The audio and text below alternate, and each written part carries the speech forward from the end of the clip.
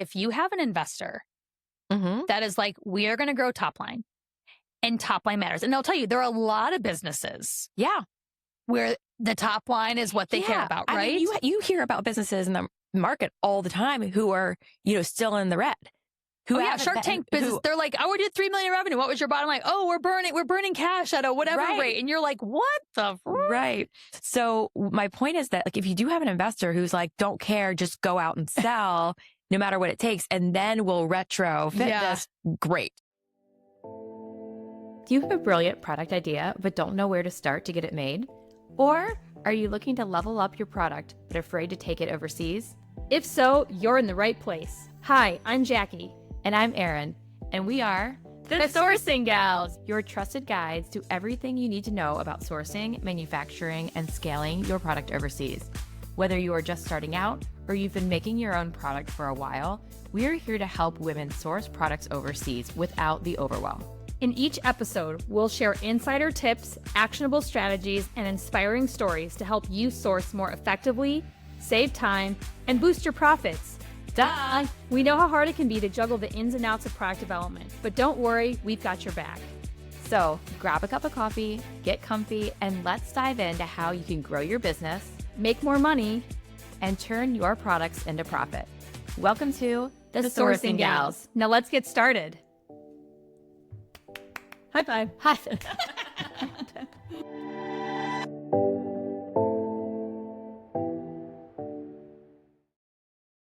Tired of paying for international wire transfers? So was I, and that's exactly why I switched to Mercury.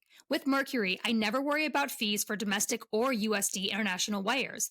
The platform is free, super easy to use, connects seamlessly with QuickBooks, and their credit card perks are hard to beat. I can spin out new cards instantly for my team, earn 1.5% cash back on all purchases, and right now they're even offering a 2.5% cash back on any ad spend. Terms apply. So stop paying fees and start putting money back in your pocket with Mercury. Learn more and sign up today using the link in the show notes. Welcome back to another episode of The Sourcing Gals. Oh, weak entry. Let's try it again. Take two. Welcome back to another episode of The Sourcing Gals. We're usually in sync. We're a little like, I don't know, I'm kind of getting settled after that wonderful breakfast we just had, to be honest. I was just like, it was fast and furious for me. Like, I was kid drop off, run across town, too much traffic, run in late to a breakfast, leave the breakfast, come here. So I feel like I'm just like gathering myself. Yeah, but it was a great breakfast. We actually got invited to this wonderful group of entrepreneurs, and they get together every so frequently. It's a great group, totally different industries. Yeah. Like really covers a wide range from finance to, we're the product people, but most people are doing service-based businesses, starting venture funds. There's software. Yeah. There's CPG.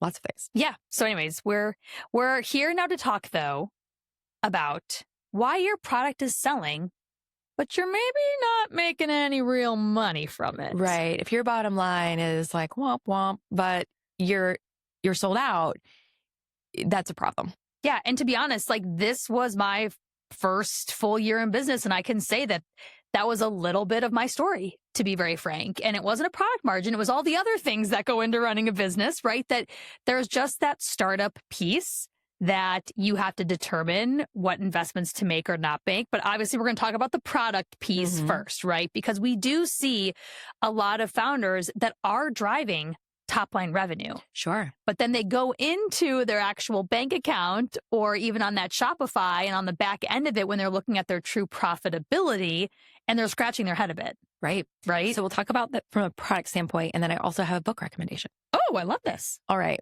So it does seem impossible. If you are coming into this thinking, how in the world are you selling out a product and you are not making money? And it comes down to retail math. Revenue is not the same as profit or, margin dollars. Correct. And so a lot of times we start at the basics, right? This is why we have, with our Smart Start course, it is so imperative that we do start with product margin. We start with product margin. Start very beginning. Very, very beginning before anything else begins. the margin has to make sense for the retail you are trying to sell it at. And I think that it seems backward to folks who are new to the industry. We get a lot of people coming in with amazing ideas. And think about the one we even were talking about when we were setting up for today. Yes. They're like, this is great. There's a need for this. People will love this. Good.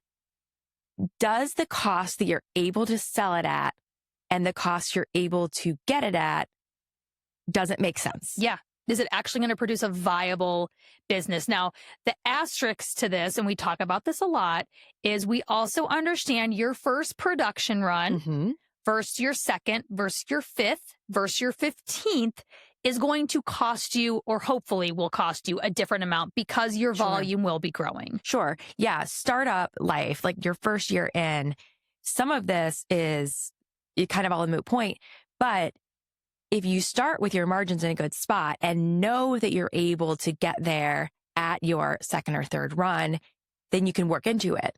But if you're not there from the get-go, you're never going to be able to work into it. Correct. I mean, even thinking about Piper and Mint, I knew from an e-com standpoint, I wanted to be at a pretty rich margin because I know there is a lot of other costs and factors that go into the back end, which we can talk about as a secondary point.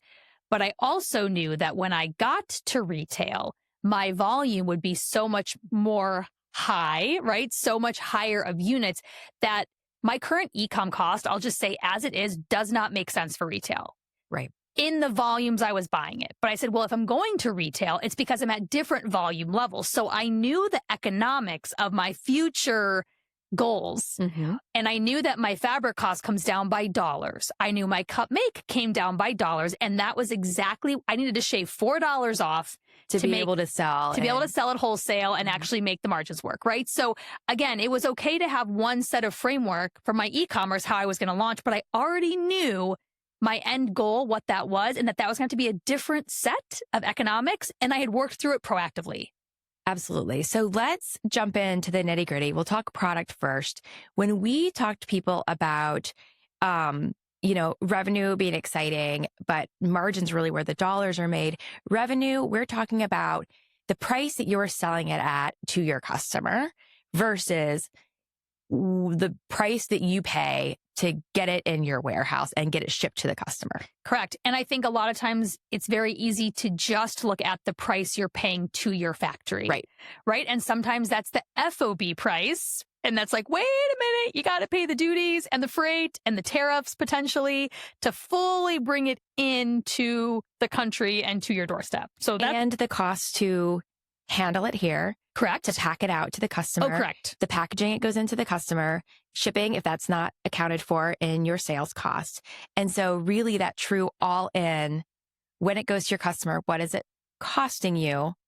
That's your COGS. Yes. And also, I will say for a lot of product-based founders that are like, well, I'm going to do my own distribution, which I still do. I still pick and pack what my husband does out of the basement for every single order.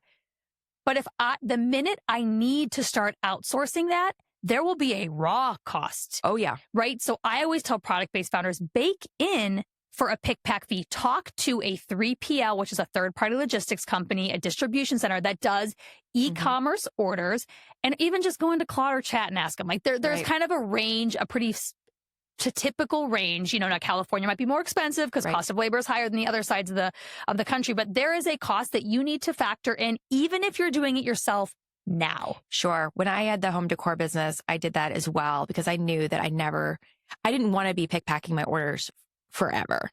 And then we ended up moving to New York and I did have to outsource that. But I'd bake that in. It was $1.30 a piece, to get it packed and shipped at a fulfillment center. And so luckily then when we made that move and I had to move into that model, I was able to afford it because I had accounted for it. And we've talked a lot about packaging in general. It's a sneaky little thing. Like, let me tell you, it's a sneaky little thing. It can end up costing a lot more than you think. And it's not just packaging. We're talking about marketing inserts. So my product, I have a compostable poly mailer because that's just important to me. So I'm paying for sure 5 to 8 to 10 times more of what a traditional, like just plastic poly mailer would be. But the earth thanks you, Jackie. But the earth thanks me. Thanks. Yeah. My wallet, not so much, but it's fine. It's just a brand pillar that I stand on. Then there was a marketing insert card, which I've now, to be honest, I started producing it locally. And then we found a more cost-effective version online. And so I've literally cut my marketing insert card by probably over 50% by just moving it online and buying a couple hundred versus less than that. I have custom tissue paper, right? So all of those things can add up to You have a cute little sticker. I have a sticker, right? So, I mean, there could be $250 right there of my cost of goods is just in my packaging. $2.50. Yes, but it's the experience, right? So for me, that's worth it. And again, I put that into my math from the beginning. I knew that I was going to have an e-commerce brand. I didn't want to show up in a white, ugly, plain poly mailer, not ugly, but you know what I mean? Sure. I wanted some branding with it. So really, when you're thinking about your retail, you might do your competitive landscape. Like, well, my product, it has to fall in here to make sense. Okay, well then back it up, right? Do the reverse engineering of what your product is going to need to cost, and then make sure you're factoring in that experience of the outbound piece. And guess what? Sometimes that retail, you might not be able to be at the same retail at Target. Right. We actually have talked a lot about this with a couple of our founders that are like, but in the market, this is what it goes for. I'm like, I get that, but you are a female-owned startup brand. Right. And you're going to own that and you're going to promote that. And so someone is probably, you should be $10 more than the Target because you are coming from a different place than mass retail. It's not mass produced. It's got a brand behind it. It's got heart and soul behind it. And a founder. And a founder. Right. So they're, to me, I look at that and say that has value. And that could be a whole other episode. When you do choose to go to Target one day or go to, a big box store one day, you can dupe yourself down. There are things that you can do to make the economics of that work. But starting out, make it about the experience, make it about you, and of course, make it about the product and how much it can help people that it's going to. Yeah. If you're building a product-based business and finding yourself second-guessing decisions or wishing you had someone to gut check, we want you to know you don't have to do this alone. On January 1st, we're opening the Sourcing Gals Founder Circle, our private community for product-based founders. Inside, you'll get monthly Q&A calls with us, access to our templates, scripts, and tools, and most importantly, a community of founders building right alongside you. It's only $27 a month, or for a limited time, $247 for the year. That's 3 months free. You can find all the details in the show notes. Hope to see you there. So again, these are the product side of where your revenue might be, right? Like falling at the bottom. So there's the product piece as like the first and most important cost. Right. And I was going to talk about that too, because we talked about the add-ons to the product, be the fulfillment, the packaging, the shipping, the freight, but there's also the product itself. And we have had people come to us with a product that also just doesn't margin out based on what the product costs to make and based on what it would sell for in the market. It doesn't make sense. Yeah. And that's a sad day. It means that you need to go back to the drawing board and find either ways to get a higher value for your product or find ways to get your product cost down. And sometimes that can be a minimum issue, to be honest. Yeah, it could be, sometimes. It can be based on the fact that you're going to start an opening order quantity of X, especially when you're talking about molds being involved and, having to run so many thousand to start to get any type of cost that's not just extravagant, right? Like totally out of the market. So I would look at that and say, okay, well, my go-to-market strategy has to change then. Right. Right. Like I might need to go get that order first. You can't start e-com. I maybe can't just start e-com and start piddly and small and just like bootstrap this. I might have to actually go get some funding. Right. And actually go find that retailer with the patented idea. Like launch in Costco. Yeah. That's step one. I mean, but it might be. And if the idea is that amazing and novel and needed, then of course that's a viable it's a way. Path. Yeah. Very different path.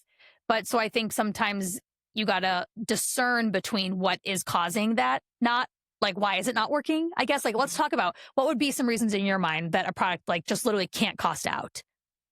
You have just built too much into it, and the customer need, the customer value, perceived value from the customer isn't in proportion with what you've built into it. When we just started out, I talked to a client who had a wooden type toy for toddlers, and it was a really cool idea, but the toy cost nearly $100 to make, and it was not large enough or novel enough to sell for 300. And that's essentially where he needed to be, was selling it for 300.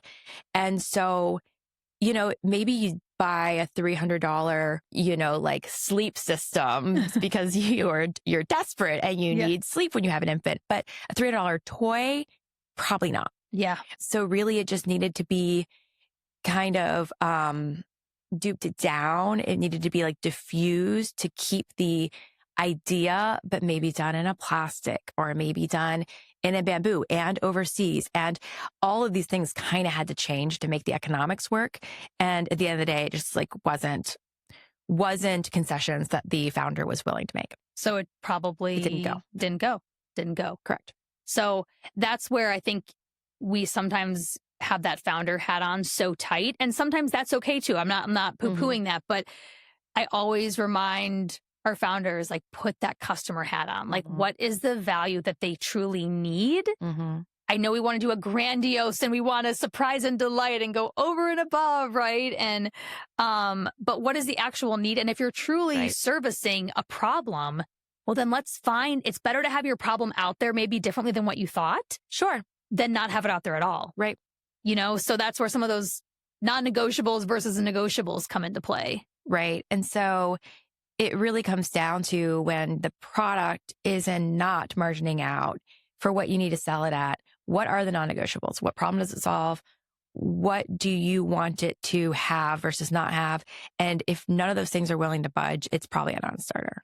And so when we talk about, product margin, if you've listened to any of our prior episodes, you know that we really love to get our founders, even starting with low minimums and quantities, somewhere north of 70% margin when we can, right on the true product itself. Ideally, product plus packaging, all those details as well would be really, really great. Ideally, yeah. But also we're talking to people about that being the startup. Correct. But let's talk about the things that all come downstream of the product too. Yeah. When you think about, wait, I'm driving top line revenue, but again, my bank account is not showing the dollars, All the revenue is just going right back out. Yeah. And you think about when you were starting a brand, I remember I thought, I'm going to do this organically. I'm going to just post every day like they say, and they're going to come. And it was like, if you build it, they will come. Yeah, they did not come. Let me tell you that. I built it. I've been posting every fucking day for like the past 2.5 years. And I'm like still scraping to get, I think we're almost at 6,500 followers right now. But the reality was I had to go out and do some like boots on the ground. Yeah. I had to go to some shows. I had to go do pop-ups. I had to go market myself. We tinkered with Facebook ads. You had to get some influencers. We had to gift influencers. And then also we've paid influencers, right? So all of that marketing spend, I mean, I will tell you that my first year, like real year in business, I'll say last year, where we were truly like, I had my foot to the gas pedal purposefully. I told myself profit wasn't my end goal last year. I didn't want to go negative, and we didn't. Right. But it was not, I wasn't paying myself. I had the ability to not pay myself at that point, right? And I even had a full-time employee that I really wasn't paying through that revenue. I was paying her out of my own pocket. But the goal of last year was exposure. And connections. And let me tell you, I got exposure. And I made a lot of connections. And it worked for you. And it worked for me. And so now... But I want to go back and say, but not in the way that you thought in the beginning. Oh, totally. Not in the organic, social way. No. In the, you got your ass out there in front of the right people way. Yes. And I'll even say that Bailey and I were just talking about this yesterday. We're still going back and forth on if I don't want to say pull the plug on influencers, but really streamlining that process. Because I'll tell you, the ROI has been super hit or miss. Yeah. And we've gifted a lot of free product out there, which has a cost to it, right? Yeah. And not always the greatest return. So we're also doing a really big hindsight on all of last year's marketing spend and saying, what were the revenue drivers? What were the opportunities? And sometimes, even though I went to some pop-ups where I did not generate enough revenue to cover the cost of the event, time and time again. But at every event, I told myself, just find one connection, learn one thing. And I did. And so now as I look at the future state of my business, when I'm ready to blow this shit up, like I know exactly who I'm going to dial. That's a hard thing to focus on in the moment. But in hindsight, yes, you were. Even there was an event you were at in Denver. Yes. And you, I think, called me after the event. You were like, what a bust.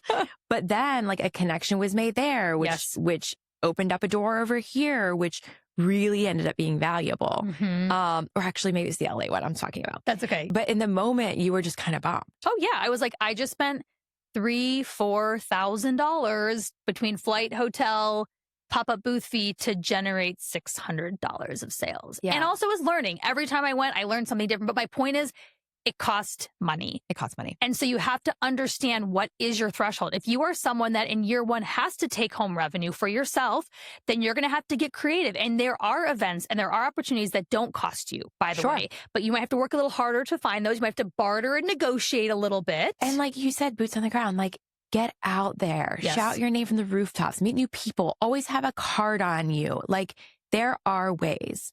And it's again, like how active are you willing to be? How, I was going to say how exposed, but that's not it. Like how extroverted are you willing to be in the name of your brand? Yeah. So all of those things come down to, let's call them marketing. Yeah. Right? Yep. Marketing costs. I have a number in my mind. How much do you think, like on your product margin? So you have your cost of goods, you have what you're selling it at. How much do you think should be allotted for marketing?